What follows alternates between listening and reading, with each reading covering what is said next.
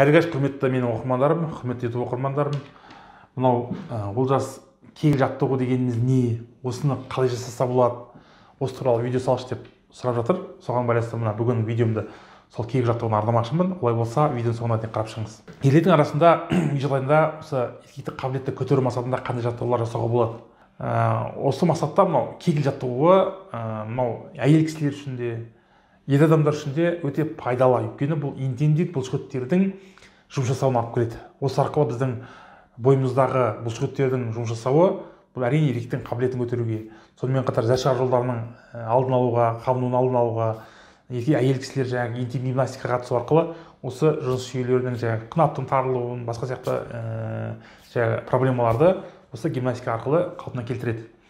Ерлердің арасындағы проблемалардың үй жағдайында көтеру мақсатында осы кегіл жаттығуы өте тиімді.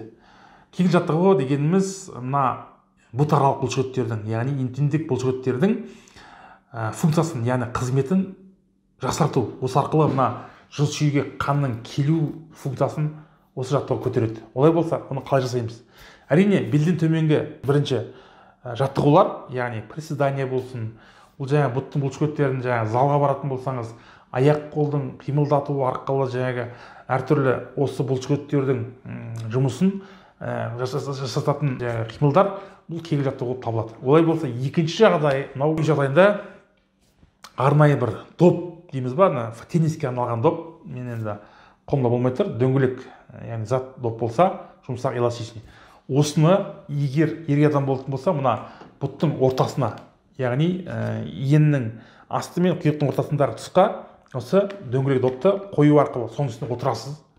Отыру арқылы сағат тілімен осы доптың бойына айналдыру керек болады бұттың бұлшықетін. Өйткені бұл жердегі қан тамырлардың мүшеге қанды әкелуіне жақсы жағдай туындайды. Ол жерде бұна көп жағдайларда біз залға барған жігіттер денесін, аяғын көп жағдайларда, яғни шыңдаймыз да. Ол бұттың бұлшықеттері көп жағдайларда көпшілігімізде әлсіз болып келеді. Соған байланысты осы жерге көңіл бөлу керек. Кегіл жаттығуының маңыздылығы мүшеге қанның жиі келуін қамтамасыз етеді. Мен айтып кеткен теннистің добы осы кегіл жаттығуын жасауға көмектесетін бірден бір құрал болып табылады. Олай болса, оның сағат тілмен бұттың арасына қою арқылы айналдыратын болсаңыз, бұл сіз үшін гимнастика. Күніне 10-15 минут жасасаңыз жеткілікті деп ойлаймын.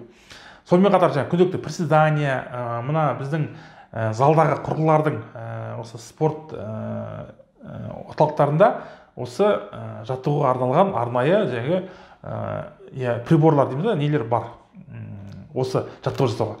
Үй жағдайында допты қолдансаңыз болады. Сонымен қатар айтатын тағы бір, отырған кезде құйрықтың бұлшықетін, мына тікшектің бұлшықетін жиыру арқылы күніне 10-нан бастап 100-ге дейін 10 подход жасасаңыз да, бұл сіздің қанның выбросын, яғни притокты, зәр жолдарына